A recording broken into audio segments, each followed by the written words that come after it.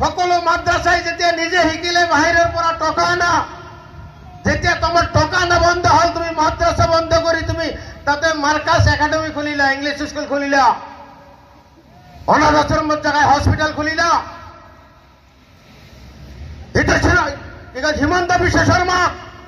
এই যে বাহিৰৰ পৰা যে মাদ্রাসা বিলাকক টকা নিলে, যিবিলাক টকা আনে, এই লিষ্ট হিমন্ত বিশ্ব শর্মা কোনে দিলে হিসাব খোঁজক তেওঁক। বদৰুদ্দিন আজমল সাহেব বাহিৰৰ পৰা যিবিলাক মাদ্ৰাসায় টকা আনিছিল, এই লিষ্ট হিমন্ত কোনে দিলে প্ৰশ্ন কৰক। ৰাইজে এতিয়া প্ৰশ্ন কৰিব লাগিব। ভাবি চাওক মাদ্ৰাসা ভাঙাত কোনে জড়িত, ভাবি চাওক। আজি নিজানপুৰত ইলেকশ্যন হয়, ইলেকশ্যনৰ আগতে একো নোকোৱা, ইলেকশ্যনৰ অহাৰ পিছত গোটেই বিধায়ক আহি ৰেডি হৈ থাকে, কান্দাকাটি কৰে।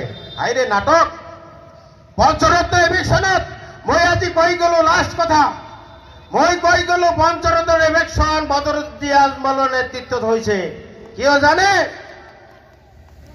মুছলিম মানুহক যদি ভাঙি দিয়ে, হিন্দু মানুহখিনি ভাল পাব আৰু মুছলিম মানুহখিনি এউডিএফ কৰিব। আৰে আমি ইমান বুৰ্বক নহয়, আমি সহজ সৰল। আমি এতিয়া তোমাক বুজি পাইছো, তোমাৰ নাটক, এই নাটক আৰু নচলিব। প্ৰমাণ সহ কম, তেওঁক কব, চ্যালেঞ্জ কৰি গৈছে, পঞ্চৰত্ন ভাঙাত আপুনি জড়িত আছিল, চ্যালেঞ্জ কৰি গৈছে, প্ৰমাণ লাগে, প্ৰমাণ দি দিম।